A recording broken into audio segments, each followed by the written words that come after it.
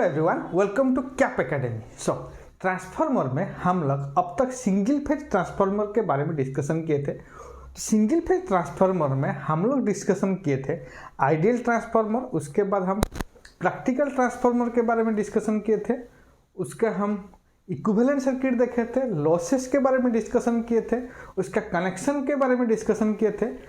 And single phase transformer के बाद हम लोग डिस्कशन किए थे मेरा ऑटो ट्रांसफार्मर। ठीक है, तो ऑटो ट्रांसफार्मर कंप्लीट डिस्कशन करने के बाद यहाँ पे मेरा आता है नेक्स्ट चैप्टर ट्रांसफार्मर का। देखिए मैं 3 फेज ट्रांसफार्मर। ओके, तो आज हम 3 फेज ट्रांसफार्मर स्टार्ट करने जा रहे हैं। ठीक है, तो 3 फेज ट्रांसफार्मर स्टार्ट करने से पहले आपको यहाँ पे 3 फेज का जो बेसिक है तो उसका आपको मालूम होना चाहिए, जैसे कि line voltage, phase voltage, star connection, delta connection, ये सब मैं मान के चल रहा हूँ आपको पता है। तो अगर आपको बेसिक पता है 3 फेज का, तभी जाके आपका 3 फेज ट्रांसफार्मर आप यहाँ पे अच्छे से समझ सकते हैं और उसको अच्छे से डील कर सकते हैं। ठीक है, तो स्टार्ट करने से पहले पहला हम डिस्कशन करेंगे व्हाई 3 फेज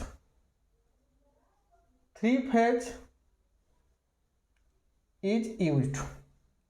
हम लोग 3 फेज क्यों यूज करेंगे, व्हाई नॉट 4 फेज। हम लोग तो सिंगल फेज के बारे में डिस्कशन किए हैं, तो सिंगल फेज के बाद मेरा हम लोग डिस्कशन कर मतलब यूज करते हैं 3 फेज। तो यहाँ पे क्वेश्चन आता है हम लोग 3 फेज क्यों यूज करते हैं, why not 4 phase, why not 5 phase, why not 6 phase. तो ये आपका बेसिक है 3 फेज का। ठीक है, तो उससे पहले हम लोग डिस्कशन करेंगे ये 3 फेज ट्रांसफार्मर हम क्यों यूज करेंगे। तो जैसे कि आपका ट्रांसफार्मर का अगर आप पिछले वीडियो देखेंगे इंट्रोडक्शन ऑफ ट्रांसफार्मर में, तो मैं क्या बोलता हूँ ट्रांसफार्मर हम कहाँ पे यूज करते हैं। जैसे कि आपको पता है ट्रांसफार्मर हमारा जेनरेशन, ट्रांसमिशन, डिस्ट्रीब्यूशन। तो जेनरेशन वोल्टेज को ट्रांसमिशन वोल्टेज में कन्वर्ट करने के लिए ट्रांसफार्मर यूज होता है।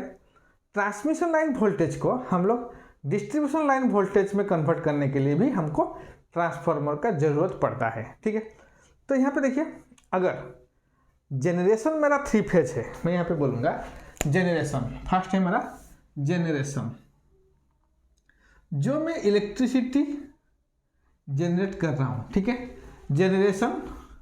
सेकेंड आएगा मेरा transmission.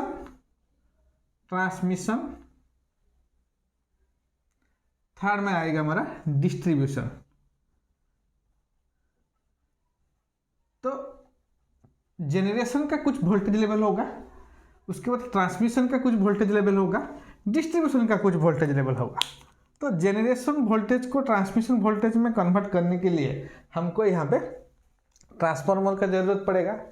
Same transmission line voltage को अगर डिस्ट्रीब्यूशन लाइन वोल्टेज में हम कन्वर्ट करेंगे तब भी मेरे को यहाँ पे ट्रांसफार्मर का जरूरत पड़ेगा। ठीक है, तो यहाँ पे देखिए अगर मेरा जेनरेशन जो है, मेरा जेनरेशन हम जनरली 3 फेज में जनरेट करते हैं। ठीक है, तो ट्रांसमिशन है वो भी 3 फेज है, डिस्ट्रीब्यूशन जो है वो भी मैं 11 के भी 11 के भी जो है वोल्टेज और 440 वोल्ट जो कमर्शियल यूज होता है वो मेरा 3 फेज है। 230 वोल्ट 3 फेज नहीं है, वो सिंगल फेज वोल्टेज है। 230 वोल्ट जो हमारा घर में आता है वो मेरा सिंगल फेज है, लेकिन 11 के भी 440 वोल्ट ये मेरा कमर्शियल यूज जो होता है वो मेरा 3 फेज है। तो इसका मतलब अगर जेनरेशन मेरा 3 फेज है, ट्रांसमिशन मेरा 3 फेज है, डिस्ट्रीब्यूशन मेरा 3 फेज है, इसके मतलब क्या है, जो यहाँ पे मैं ट्रांसफार्मर यूज करूँगा, ठीक है, जो ट्रांसफार्मर हम यूज करेंगे तो वो क्या होगा, वो भी 3 फेज होना चाहिए। ठीक है, जो यहाँ पे ट्रांसफार्मर हम यूज करेंगे तो वो तो मेरा 3 फेज होना चाहिए। अगर मेरा जेनरेशन, ट्रांसमिशन, डिस्ट्रीब्यूशन, तो यहाँ पे एक पॉइंट आप नोट कर सकते हैं, if my generation, transmission and distribution is 3 phase so that we use 3 phase transformer. Okay, तो यहाँ पे क्लियर हो गया मेरा 3 फेज ट्रांसफार्मर हम क्यों यूज करेंगे। तो उसके बाद हम देखेंगे what is the advantages of 3 phase. तो ये जनरली हम लोग यूज डिस्कशन करेंगे what is the advantages of my 3 phase. तो मैं यहाँ पे बोलूँगा power in 3 phase is 3 times more than power in single phase. Okay, तो सिंगल फेज में मेरा जितना पावर आएगा उसका 3 times पावर मेरे को कहाँ पे मिलेगा, 3 फेज में। तो पावर में इंक्रीज कर सकता हूँ कहाँ पे, 3 फेज में। क्लियर। नेक्स्ट नंबर 2 पॉइंट क्या है मेरा, इन 3 phase synchronism is possible synchronism is possible in 3 phase, not in single phase. तो सिंक्रोनिज्म मतलब क्या है, अगर मैं कोई भी जनरेटर होगा और ट्रांसफार्मर होगा उसको अगर पैरेलल ऑपरेशन करेंगे, ठीक है, तो पैरेलल ऑपरेशन करने से क्या होगा, मेरे को सिंक्रोनिज्म चाहिए। 3 जनरेटर में अगर पैरेलल ऑपरेशन कर रहा हूँ, 3 ट्रांसफार्मर में अगर पैरेलली कनेक्ट कर रहा हूँ, तो उन तीनों के बीच में मेरा सिंक्रोनिज्म चाहिए। तो ये सिंक्रोनिज्म मेरा क्या है, 3 फेज सर्किट में पॉसिबल है सिंक्रोनिज्म, पर सिंगल फेज सर्किट में synchronism is not possible. Clear. तो ये था मेरा सेकेंड पॉइंट। नंबर 3 पॉइंट क्या है, इन 3 सिंगल फेज, अगर मैं 3 सिंगल फेज लूँगा तो कितना मेरे को 6 वायर चाहिए। अगर मैं 3 ट्रांसफार्मर का 3 सिंगल फेज ट्रांसफार्मर यूज करूँगा, उसके बाद हम देखेंगे ट्रांसफार्मर बैंक। अगर 3 सिंगल फेज ट्रांसफार्मर अलग अलग यूज करूँगा तो क्या होगा, 6 वायर मेरे को चाहिए। लेकिन इन 3 फेज में क्या होगा, 3 वायर और 4 वायर। तो नंबर ऑफ वायर यहाँ पे क्या हो रहा है, कम हो रहा है 3 फेज में, लेकिन सिंगल फेज में नंबर ऑफ वायर मेरा ज़्यादा होगा। क्लियर। एंड नंबर 4 है, 3 phase circuit, in 3 phase the generator और generator cost is less. 3 phase generator का कॉस्ट लेस होगा as compare to single phase generator. Clear. तो सिंगल फेज जनरेटर का कॉस्ट ज़्यादा होगा as compare to 3 phase generator. Okay, तो ये था कुछ मेरा एडवांटेजेस 3 फेज का। तो ये हम नेटवर्क थ्योरी में हम अगर 3 फेज सर्किट जब पढ़ेंगे वहाँ पे भी हम कंप्लीटली उसका डिस्कशन करेंगे, 3 फेज का एडवांटेजेस क्या है। तो ये मेरा था 3 फेज ट्रांसफार्मर का एडवांटेजेस, और हम 3 फेज ट्रांसफार्मर क्यों यूज करेंगे। ओके, उसके बाद हम देखेंगे 3 फेज सिस्टम का कुछ कनेक्शन, ट्रांसफार्मर का कनेक्शन। तो 3 फेज ट्रांसफार्मर कनेक्शन हम देखेंगे। ओके, तो पहला कनेक्शन आता है 3 फेज ट्रांसफार्मर बैंक। तो पहला क्या कनेक्शन है मेरा, 3 phase transformer bank. Okay, number 1 आएगा 3 फेज ट्रांसफार्मर बैंक। तो यहाँ पे क्या होगा, 3 फेज ट्रांसफार्मर बैंक में हम 3 सिंगल फेज ट्रांसफार्मर लेके उसको हम 3 फेज में कनेक्शन करेंगे। तो इसके लिए मैं यहाँ पे 3 सिंगल फेज ले रहा हूँ ट्रांसफार्मर। ओके,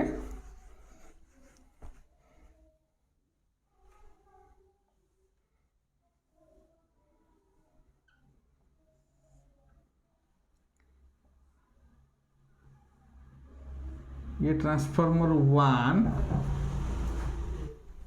ये आएगा हमारा ट्रांसफार्मर 2,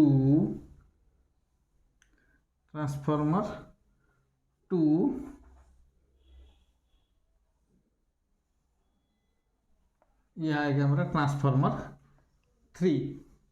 तो यहाँ पे मैं 3 अलग अलग ट्रांसफार्मर, सिंगल फेज ट्रांसफार्मर ले रहा हूँ। ठीक है, सिंगल फेज ट्रांसफार्मर में अलग अलग 3 सिंगल फेज ट्रांसफार्मर यहाँ पे ले रहा हूँ। तो इसको अभी क्या करेंगे, तीन अलग अलग ट्रांसफार्मर को हम 3 फेज कनेक्शन करेंगे। तो 3 फेज में मेरा जनरली क्या होता है, तो मैं अगर बात करूँगा तो क्या होगा, इन 3 फेज को मैं अगर 120 डिग्री फेज डिस्प्लेसमेंट कर दूंगा, मतलब 120 डिग्री फेज डिस्प्लेसमेंट होगा, let it be R Y and B. तो इन तीनों के बीच में अगर 120 डिग्री आएगा फेज डिस्प्लेसमेंट, तो ये 3 फेज हो जाएगा मेरा। तो 3 फेज के बीच में क्या होगा, मेरा 120 डिग्री फेज डिस्प्लेसमेंट आना चाहिए। क्लियर। तो मैं यहाँ पे स्टार स्टार कनेक्शन कर रहा हूँ। 3 फेज में मेरा star star, star delta, delta star, ये सब कनेक्शन आता है। ठीक है। तो मैं यहाँ पे सिंपल एक स्टार स्टार कनेक्शन कर रहा हूँ। तो स्टार स्टार कनेक्शन के लिए यहाँ पे देखिए, तो ये होगा मेरा primary winding, this is my primary winding. Okay, ये आ गया हमारा इसका सेकेंडरी वाइंडिंग,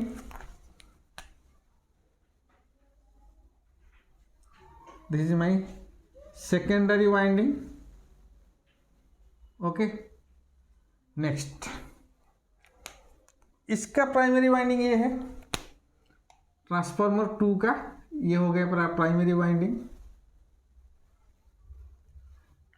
और इसका सेकेंडरी वाइंडिंग ट्रांसफार्मर 2 का ये है।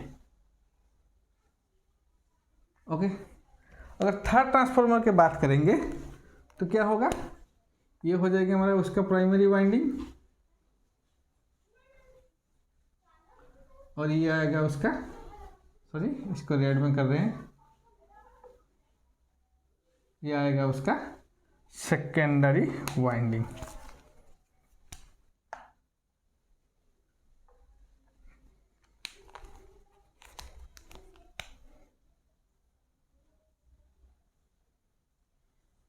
ओके, तो मैं यहाँ पे इसको मैं आर फेज दे रहा हूँ, late it be R phase, ये स्मॉल आर, ये हो गया हमारा वाई फेज, ये स्मॉल वाई, ये हमारा बी फेज स्मॉल बी, क्योंकि थ्री फेज में हमारा आर वाई बी 3 फेज आता है। ठीक है। तो अगर इसको हम स्टार कनेक्शन करेंगे तो क्या होगा, स्टार कनेक्शन में मेरा जनरली क्या होता है ना, एक 3 वाइंडिंग का एक जो टर्मिनल होगा उसको हम शॉर्ट कर देंगे, इसको हम शॉर्ट कर देंगे। ओके, तो ये आ गया हमारा न्यूट्रल। ओके, प्राइमरी का न्यूट्रल और सेकेंडरी का न्यूट्रल सेम, इसको हम शॉर्ट कर देंगे 3 वाइंडिंग को, तो ये आ जाएगा हमारा कुछ सेकेंडरी का न्यूट्रल। ओके, तो इसको मैं स्मॉल n दे रहा हूँ, स्मॉल n। तो यहाँ से मेरा आर फेज निकलेगा, यहाँ से स्मॉल आर, यहाँ से वाई फेज निकलेगा, ये हो जाएगा हमारा स्मॉल वाई, यहाँ से हमारा बी फेज आएगा, और ये हो जाएगा हमारा स्मॉल बी। तो अगर 3 अलग अलग ट्रांसफार्मर को मैं 3 फेज सिंगल फेज ट्रांसफार्मर को अगर मैं 3 फेज में कनेक्शन करूँगा तो इसका कनेक्शन कुछ इस तरह आएगा। तो यहाँ पे ध्यान से देखिए क्या दिख रहा है आपको, हर एक चीज़ मैं 3 बार यूज कर रहा हूँ, 3 कोर मटेरियल चाहिए। ठीक है, और क्या होगा, जो वाइंडिंग होगा यहाँ पे 6 वाइंडिंग। तो क्या होगा, अगर इसका मेरा जो भी मेरा हम इसका मटेरियल यूज करेंगे वो 3 गुना ज़्यादा हो जाएगा। क्लियर, 3 गुना यहाँ पे ज़्यादा हो जाएगा। सो ये था मेरा ट्रांसफार्मर बैंकिंग। तो इसको हम प्रीफर ना करके तो क्या होगा, अगर 3 गुना ज़्यादा हम सब कुछ यूज करेंगे, वाइंडिंग भी ज़्यादा है, कोर भी ज़्यादा है, ठीक है, तो क्या होगा, इसका कॉस्ट मेरा ज़्यादा आ जाएगा। तो इसके लिए हम क्या कर रहे हैं, तो 3 फेज ट्रांसफार्मर बैंक को हम यूज ना करके हम लोग क्या करते हैं, सिंगल 3 फेज ट्रांसफार्मर यूज करते हैं। ठीक है, सिंगल 3 फेज ट्रांसफार्मर। तो इसको देखेंगे सिंगल 3 फेज ट्रांसफार्मर, ये है मेरा 3 फेज ट्रांसफार्मर बैंक। तो सिंगल फेज ट्रांसफार्मर में क्या आएगा, उसका कनेक्शन कुछ क्या होगा उसके बारे में देखेंगे। तो ये हो जाएगा हमारा 3 फेज ट्रांसफार्मर। तो 3 फेज ट्रांसफार्मर में मेरा 2 तरह का कनेक्शन आएगा और 2 टाइप्स। पहला है मेरा कोर टाइप, दूसरा है मेरा सेल टाइप। तो कोर टाइप ट्रांसफार्मर और सेल टाइप ट्रांसफार्मर। पहले हम डिस्कशन करेंगे कोर टाइप ट्रांसफार्मर, ठीक है, 3 फेज कोर टाइप ट्रांसफार्मर। तो कोर टाइप ट्रांसफार्मर में क्या होगा, तो इसका कुछ ट्रांसफार्मर का जो वाइंडिंग है और ट्रांसफार्मर का कोर टाइप ट्रांसफार्मर कैसे दिख रहा होगा, तो ये कुछ होगा कोर टाइप ट्रांसफार्मर, इसका व्यू।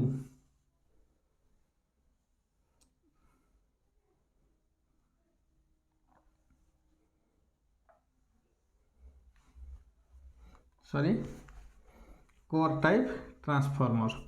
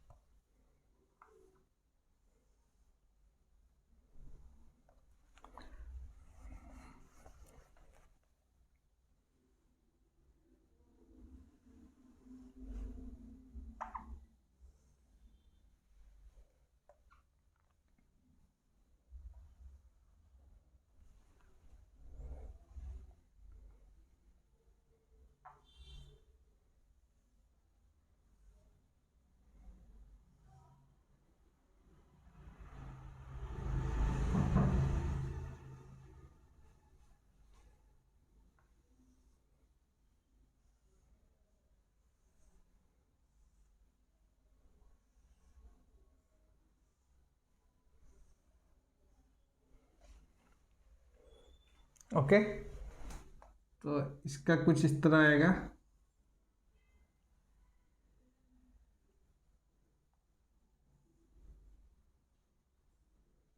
ओके, तो यहाँ पे देखिए, तो यहाँ पे ये है मेरा एक कोर टाइप ट्रांसफार्मर। यहाँ पे 3 कोर जो है पूरा कनेक्शन हुआ है। यहाँ पे सेपरेट कोर ना यूज करके मैं 3 कोर को यूज कर रहा हूँ। तो यहाँ पे अगर प्राइमरी का बात करें, ये हो गया मेरा आर फेज,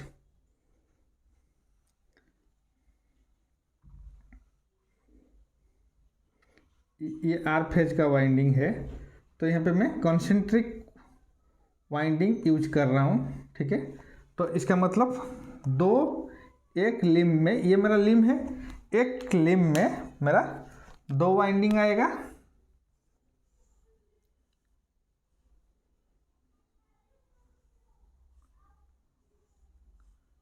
ओके, तो ये हो गया मेरा are phase, this is my R phase. ये हो जाएगा मेरा स्मॉल आर, इसको हम स्मॉल आर बोलेंगे, क्लियर। देन यहाँ पे क्या आएगा मेरा, तो इसको हम वाई फेज ले रहे हैं।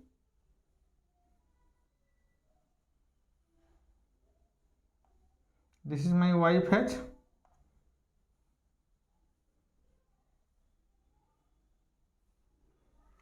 ओके, ये हो गया मेरा वाई फेज, इसका ये हो जाएगा स्मॉल वाई।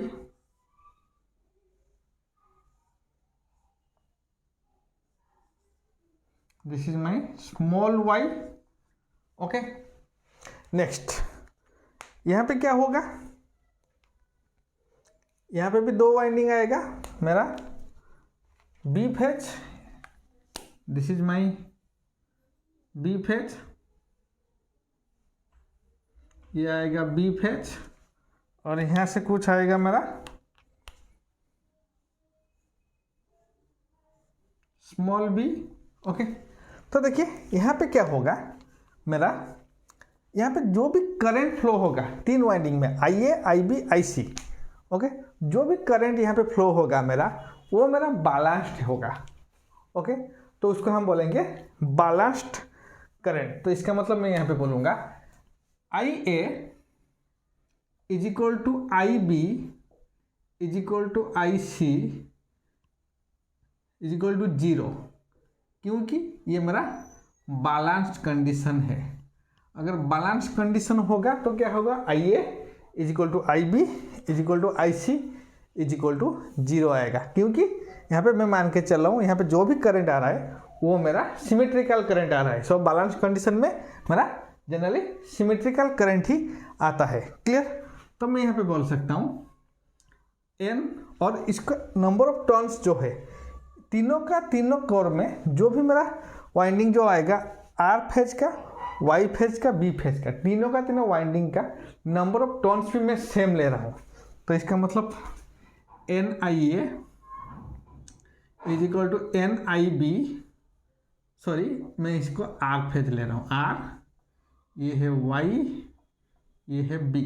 ओके, तो N R N Y is equal to N B I B is equal to 0।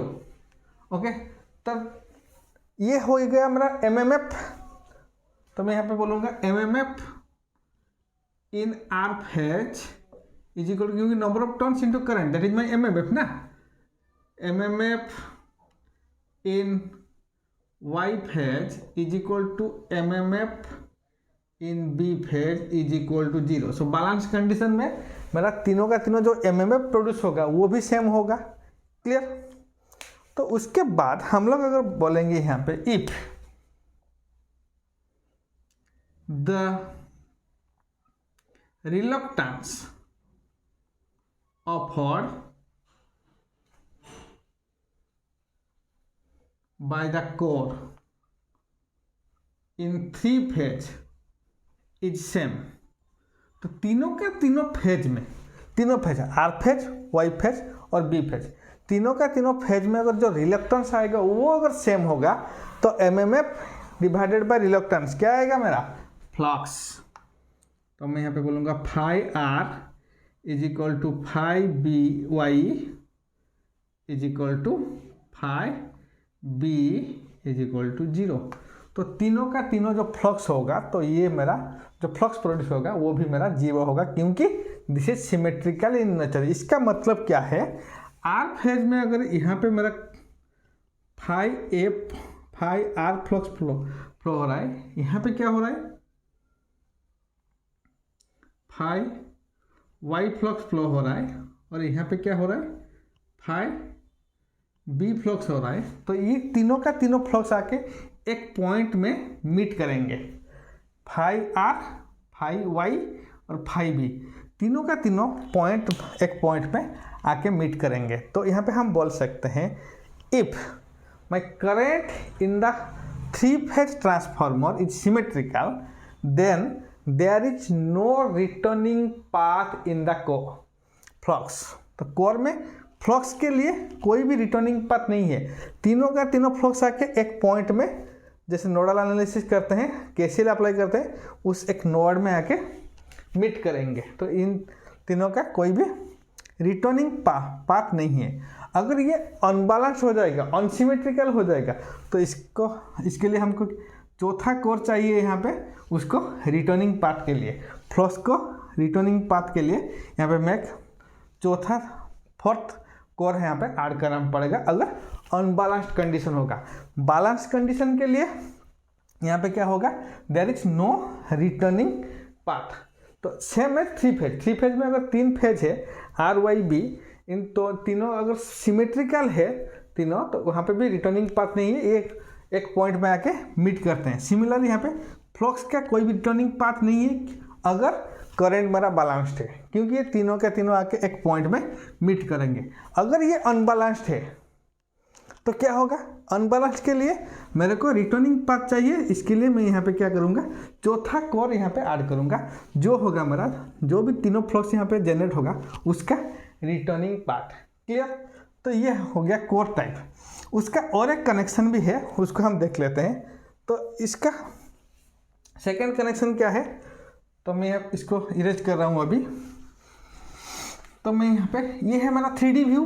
मैं यहाँ पे 3 फेज कोर का, कोर टाइप 3 फेज ट्रांसफार्मर का 3D व्यू दिखाया था। तो मैं यहाँ पे सिंपल कोर टाइप ट्रांसफार्मर का यहाँ पे कुछ इस तरह भी कनेक्शन हो सकता है उसका।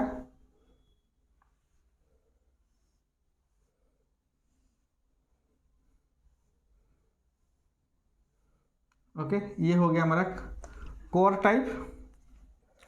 तो यहाँ पे जो आएगा, ये हो गया हमारा आर फेज। ओके,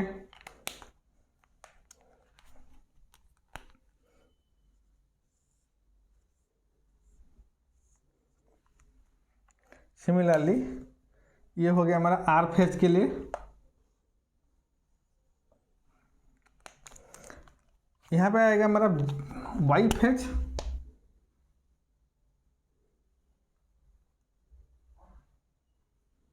यहाँ पे आएगा हमारा वाई फेज।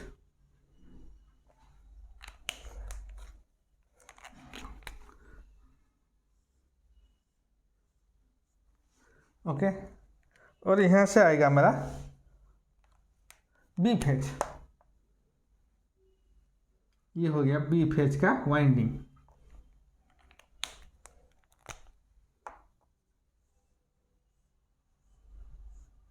ओके, तो इसका मतलब क्या है, ये हो गया हमारा small R, small Y, small B, और यहाँ से आएगा मेरा R, Y and B.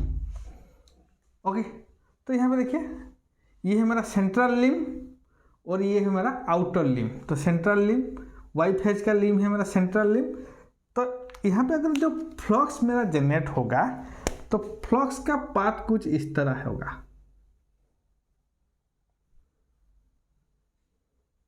Okay, तो ये है मेरा फ्लक्स का पाथ। क्लियर।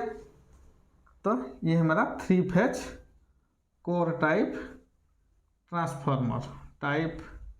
ट्रांसफार्मर। ओके, तो मैं यहाँ पे बोलूँगा, अगर ये जो तीनों का जहाँ पे भी मेरा कोर होगा, तो इसका अगर रिलक्टेंस एक बार देख लेते हैं। तो यहाँ पे मेरा S1 रिलक्टेंस है, यहाँ से S2 रिलक्टेंस, यहाँ पे इस वाले लिम में, यहाँ पे आएगा मेरा S3, यहाँ पे आएगा S4, ये हो गया S5, यहाँ पे आएगा S6, और यहाँ से आएगा, दिस इज माई S7। तो हम यहाँ पे बोलेंगे, तो यहाँ पे देखिए, तो जो भी मेरा लिम है कोर का, वहाँ पे क्या होगा, मेरा डिफरेंट मेरा रिलक्टेंस अभी देख लिए हैं। तो रिलक्टेंस का बाद हम यहाँ पे बोलेंगे इन सिमेट्रिकल कंडीशन। अगर सिमेट्रिकल कंडीशन होगा तो क्या होगा, लेट इन बैलेंस्ड कंडीशन, अगर बैलेंस्ड कंडीशन होगा, in balanced condition S1 is equal to S2 is equal to S3 is equal to S7 is equal to S। सारा का सारा जो रिलक्टेंस है कोर का, वो मेरा सेम है। ठीक है, बैलेंस कंडीशन के लिए। तो अगर बैलेंस कंडीशन होगा, तो मैं आर फेज के लिए हम अगर कैलकुलेट करेंगे फॉर आर फेज, तो इसका इक्विवेलेंट सर्किट क्या होगा, तो मैं यहाँ पे बोल सकता हूँ कुछ इस तरह आएगा। दिस इज माई S2, यहाँ पे NIR यहाँ पे आएगा S1, ये हो जाएगा मेरा S, यहाँ पे S3 आएगा, S3, S4, देन S5, यहाँ से आएगा S6 और यहाँ से आएगा हमारा S7। तो इसका इक्विवेलेंट सर्किट कुछ इस तरह है आर फेज का। क्लियर? तो यहाँ पे S इक्विवेलेंट कितना होगा? S इक्विवेलेंट कितना होगा? मैं बैलेंस कंडीशन ले रहा हूँ, मतलब सारा का सारा जो रिलक्टेंस है वो मेरा सेम है। तो यहाँ पे ये आ जाएगा हमारा 3S 1 2 3, 3S parallel with S, इसके साथ पैरेलल है। देन ये पूरा कॉम्बिनेशन यहाँ पे 3S के साथ सीरीज होगा। क्लियर? 1 2 3, नहीं तो ये 1 2 3, 3S के साथ ये पैरेलल है, उसके बाद यहाँ पे 1 2 3 ये मेरा सीरीज में है। तो यहाँ पे हम बोल सकते हैं क्या होगा, that is equal to 3S by 4 plus 3S। तो इसका क्या हो जाएगा, that is 15 by 4S 3.75S। Okay, तो यहाँ पे S इक्विवेलेंट वैल्यू कितना आ गया, 3.75S, जो कि मेरा सेम होगा कहाँ पे, मेरा S इक्विवेलेंट इन B phase. Okay, B phase. तो B फेज जो आउटर जो लिम्ब है दोनों, ये मेरा आउटर लिम्ब है ना और ये मेरा आउटर लिम्ब है, इन दोनों का इक्विवेलेंट इंपीडेंस आएगा 3.75S। क्लियर? आर फेज और मेरा बी फेज के लिए। तो मैं अगर वाई फेज का निकालूंगा, वाई फेज, तो ये हो गया मेरा वाई फेज। वाई फेज में इक्विवेलेंट सर्किट क्या है, दिस इज माई S2,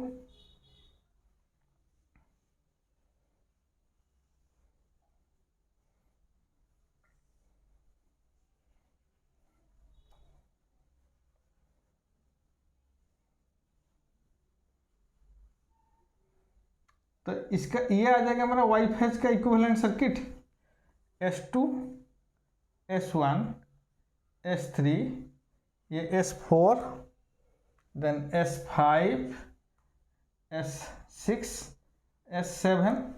तो इसका इक्विवेलेंट सर्किट कितना होगा, S इक्विवेलेंट कितना होगा, 1 2 3, 3S parallel with 3S plus S। Okay, 3S parallel with 3S plus S। तो ये आ जाएगा हमारा 3S by 2, 3S by 2 plus S, that is equal to 5S by 2, that is equal to 2.5S। Okay, तो यहाँ पे देखिए, तो यहाँ पे मेरे को क्या मिला है, आर फेज और बी फेज, जो आउटर लिम्ब में जो फेज होगा उसका रिलक्टेंस एंड इनर लिम्ब जो वाई फेज है उसका रिलक्टेंस मेरा सेम नहीं है। तो इसका मतलब क्या है, तो यहाँ पे लिखेंगे the reluctance offered in the outer limb and the inner limb is not equal, so that the magnetizing current required in the inner limb is less as compared to outer limb। Okay, तो इसका मतलब क्या है, दोनों का अगर मेरा reluctance same नहीं है तो क्या होगा, तो वाई फेज और इनर लिम्ब में जो मैग्नेटाइजिंग करंट रिक्वायर्ड होगा वो क्या होगा, लेस होगा as compare to outer limb. Outer limb में जितना मैग्नेटाइजिंग करंट चाहिए उससे कम मैग्नेटाइजिंग करंट कहाँ पे चाहिए मेरे को, इनर लिम्ब में, क्योंकि इसका इक्विवेलेंट रिलक्टेंस सेम नहीं है। तो यहाँ पे आप देखिए, तो मैं जब बोल रहा था कि बैलेंस कंडीशन, इसका मतलब यहाँ पे ये स्लाइटली अनबैलेंस्ड हो रहा है। क्लियर? तो ये था मेरा core type transformer connection. So core type transformer के बाद मेरा आता है नंबर 2 में, that is my shell type transformer. Okay, तो यहाँ पे देखिए एक बार हम सेल टाइप ट्रांसफार्मर देख लेते हैं। तो ये हो गया हमारा सेल टाइप ट्रांसफार्मर, उसका पूरा कनेक्शन हम देखेंगे। This is my shell type transformer.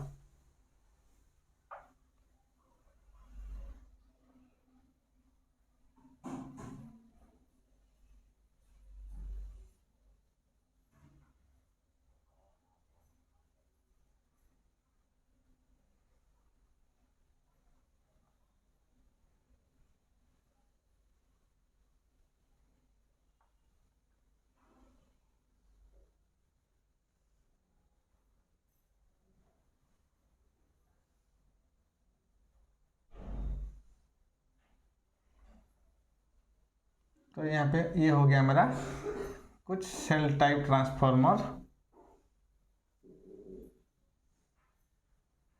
Okay, तो सेल टाइप ट्रांसफार्मर में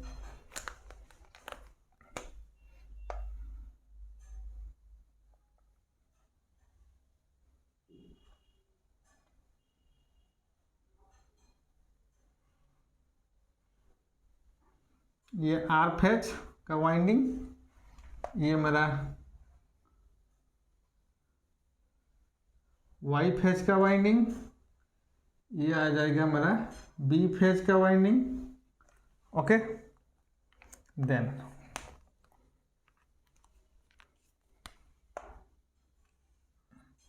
यहाँ पे आएगा स्मॉल आर,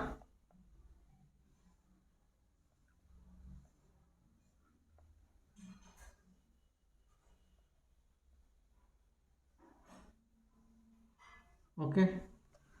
तो यहाँ पे देखिए, यहाँ पे मेरा कितना लिम्ब है, 1 2 3 4। तो this is a 4 limb core, तो इसको हम बोल सकते हैं 4 लिम्ब कोर। तो यहाँ पे देखिए इसको कैसे दिख रहा है, तो यहाँ पे देखिए 3 phase shell type transformer is equal to the 3 single phase shell type transformer, जिसको हम 90 डिग्री रोटेट किए हैं। 3 single phase shell type transformer को 90 डिग्री हम रोटेट कर देंगे तो इसका पूरा आ जाएगा हमारा 3 फेज सेल टाइप ट्रांसफार्मर। तो यहाँ पे देखिए, तो इसको मैं आर फेज ले रहा हूँ, लेट इट बी आर, ये स्मॉल आर, ये हो गया वाई स्मॉल वाई, यहाँ पे बी, एंड ये हो गया स्मॉल बी फेज। क्लियर? तो यहाँ से अगर मैं यहाँ पे फ्लक्स का बात करूँ तो यहाँ पे अगर ये जो मेरा फिंगर है, ये अगर करंट का फिंगर डायरेक्शन दिखा रहा है तो ये हो गया क्या, थंब का डायरेक्शन, मेरा फ्लक्स का डायरेक्शन। तो यहाँ पे मेरा फाई आर फ्लक्स अगर प्रोड्यूस हो रहा है तो यहाँ से क्या होगा, यहाँ पे मेरे को फ्लक्स का 2 पाथ मिलेगा, एक यहाँ पे और यहाँ पे। तो यहाँ से आएगा फाई आर बाई 2 और यहाँ से आएगा फाई आर बाई 2। क्लियर? तो यहाँ से रिटर्न कितना होगा, फाई आर बाई 2, यहाँ पे भी रिटर्न कितना होगा, फाई आर बाई 2। ओके, तो इसका डायरेक्शन कुछ इस तरह आएगा। ठीक है, उसके बाद अगर मैं वाई फेज का बात करूँ, सेम वाई फेज में भी फ्लक्स का डायरेक्शन कुछ इस तरह आएगा। तो यहाँ पे इसका फ्लक्स का डायरेक्शन कुछ इस तरह आएगा।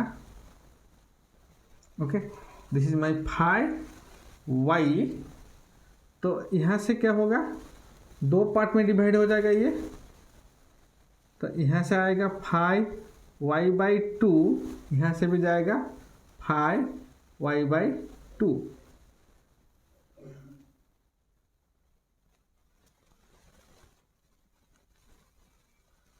ओके, नेक्स्ट, तो इसका डायरेक्शन कुछ इस तरह होगा। नेक्स्ट, अगर बी फेज का बात करेंगे, सेम बी फेज में भी मेरा फ्लक्स का डायरेक्शन कुछ इस तरह आएगा। तो ये हो जाएगा कुछ फ्लक्स का डायरेक्शन बी फेज में, फाई बी। तो यहाँ से भी 2 पार्ट आएगा मेरा सिमिलर।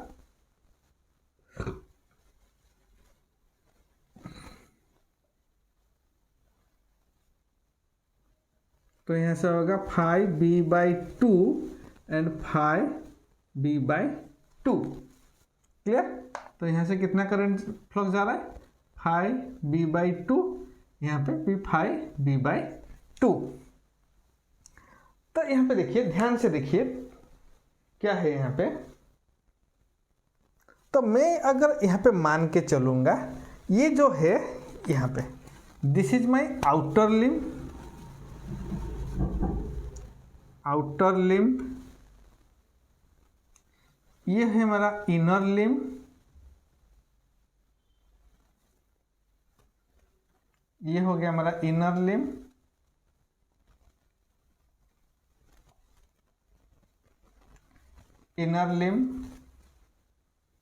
और ये हो गया हमारा आउटर लिम्ब। तो 4 लिम्ब है ना, 2 outer limb, 2 inner limb. Okay, तो यहाँ पे देखिए, मैं अगर यहाँ पे बोलूँगा let φr is equal to φy is equal to φb is equal to मेरा φ, मैं φ ले रहा हूँ क्योंकि बैलेंस्ड कंडीशन, मैं इसको बैलेंस्ड कंडीशन ले रहा हूँ, बैलेंस्ड कंडीशन। ओके, अगर बैलेंस्ड कंडीशन लूँगा तो क्या होगा? Phi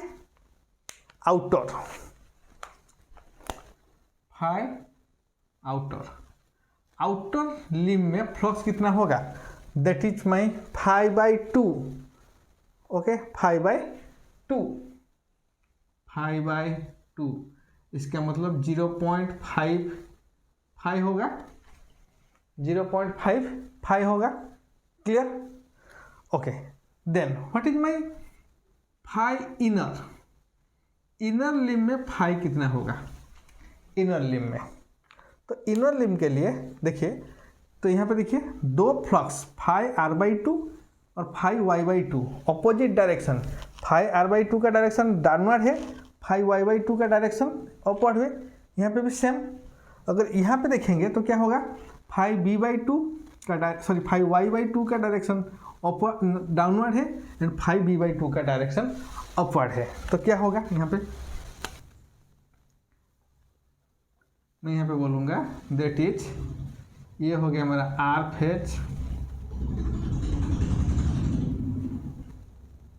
this is my Y phase and this is my B phase. Okay, तो यहाँ पे हम बोलेंगे ये हो गया phi R, phi Y and phi B, क्योंकि करंट का डायरेक्शन के साथ मेरा आएगा फ्लक्स का direction.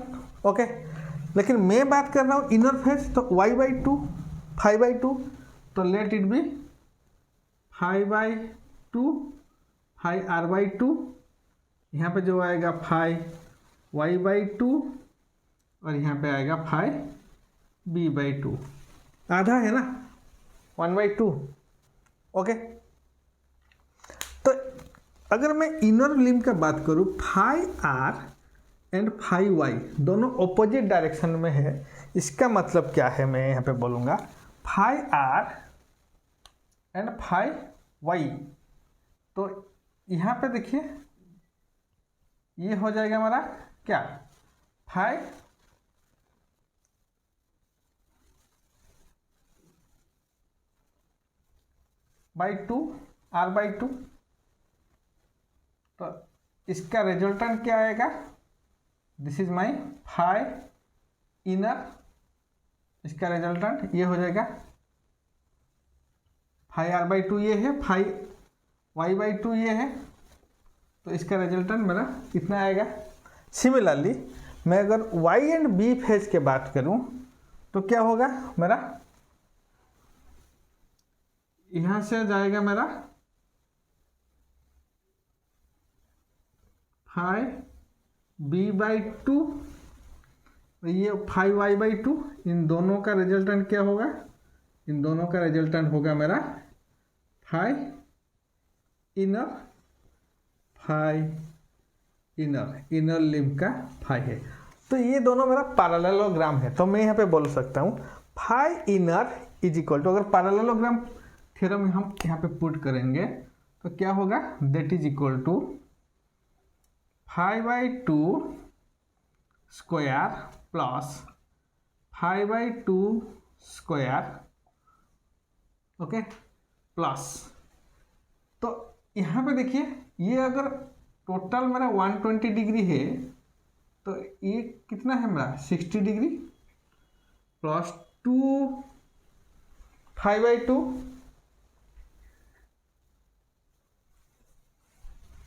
5/2 into 5/2 cos 60 degree root over 1/2। Okay, मैं यहाँ इसको यहाँ पे लिख रहा हूँ, इसको मैं यहाँ पे लिख रहा हूँ। तो फाई इनर क्या हो जाएगा हमारा, phi inner is equal to 5/2 plus 5/2 square plus 2 5/2 into 5/2 cos 60 degree, angle है हमारा 60 डिग्री, ओके। तो इतना आएगा मेरा पैरेललोग्राम लॉ अगर हम यूज करेंगे तो इसका वैल्यू क्या हो गया 5/2 into √3 5/2 that is equal to 0.8665, that is my phi inner, okay. तो यहाँ पे देखिए आउटर लिम्ब का फ्लक्स कितना है मेरा 0.55, इनर लिम्ब का फ्लक्स मेरा 0.8665। इसका मतलब क्या है, आउटर लिम्ब और इनर लिम्ब में मेरा सेम फ्लक्स फ्लो नहीं हो रहा है। अगर मैं सेल टाइप की बात करूं तो क्या है, आउटर लिम्ब और इनर लिम्ब में मेरा सेम टाइप का फ्लक्स फ्लो नहीं हो रहा है। तो इसका मतलब क्या है, मैं अगर फ्लक्स का बात करूं तो क्या है मेरा flux phi is equal to flux density into area, ये है ना। अगर फ्लक्स डेंसिटी मेरा कांस्टेंट है तो इसका मतलब फाई किसके ऊपर डिपेंड करेगा, एरिया के ऊपर डिपेंड करेगा, ओके। तो इसका मतलब क्या है, जो इनर लिम्ब है ना, ये इनर लिम्ब है ना, इसका 0.8665 मतलब इसका एरिया थोड़ा सा कम होगा, ठीक है। आउटर लिम्ब का एरिया कितना है हमारा 0.5, तो इस फाई के वैल्यू के हिसाब से मेरा आउटर लिम्ब और इनर लिम्ब का जो एरिया होगा वो डिपेंड करेगा, क्योंकि यहाँ पे आउटर लिम्ब का 0.5, यहाँ पे क्या हो रहा है 0.55, तो इसके ऊपर में मेरा इसका जो लिम्ब का एरिया डिपेंड करेगा। और इनर लिम्ब का बात करें तो क्या हुआ 0.8665, तो इस वैल्यू के हिसाब से मेरा इसका एरिया मैं डिसाइड करूँगा। तो इसका मतलब क्या है, सेंट्रल लिम्ब में इसका क्या है, मेरा सेंट्रल लिम्ब में कोर है, सॉरी वाइंडिंग है, तो सेंट्रल लिम्ब का एरिया ज़्यादा होगा as compare to outer limb और इनर लिम्ब, क्योंकि सेंट्रल लिम्ब में मेरा कितना फ्लक्स है, सेंट्रल लिम्ब में मेरा 5 फ्लक्स है, ओके। तो सेंट्रल लिम्ब का एरिया ज़्यादा होगा as compare to inner limb और आउटर लिम्ब। ये है कंक्लूजन सेल टाइप ट्रांसफार्मर में, क्योंकि सेंट्रल लिम्ब, ये है मेरा central limb, this is my central limb, okay. तो सेंट्रल लिम्ब का में मेरा ज़्यादा फ्लक्स फ्लो हो रहा है, तो इसके लिए इसका एरिया मेरा ज़्यादा होगा as compare to outer limb and inner limb, okay. तो this is the conclusion of shell type transformer. तो यहाँ पे मैं 3 फेज ट्रांसफार्मर का पूरा construction, core type and shell type खत्म किया हूँ। उसके पहले हम लोग डिस्कशन किए थे 3 फेज ट्रांसफार्मर बैंक, जो तीनों अलग अलग सिंगल फेज लेके हम लोग 3 फेज कनेक्शन किए थे। तो उसका डिसएडवांटेज मेरा क्या था, तो अगर मैं 3 सिंगल फेज ट्रांसफार्मर लेके मैं 3 फेज कंस्ट्रक्शन करूँगा तो क्या होगा, सब कुछ मेरा 3 बार यूज होगा, कोर 3 बार यूज होगा, वाइंडिंग 6 बार यूज होगा। तो इसके लिए क्या होगा, मेरा ट्रांसफार्मर का कॉस्ट ज़्यादा हो जाएगा। तो इसके लिए हम लोग क्या करते हैं, 3 फेज ट्रांसफार्मर में आ रहे हैं, जो कि मेरा सेल टाइप और कोर टाइप, ये पूरा डिटेल्स है मेरा 3 फेज ट्रांसफार्मर का सेल टाइप और कोर टाइप में। ठीक है, थैंक यू।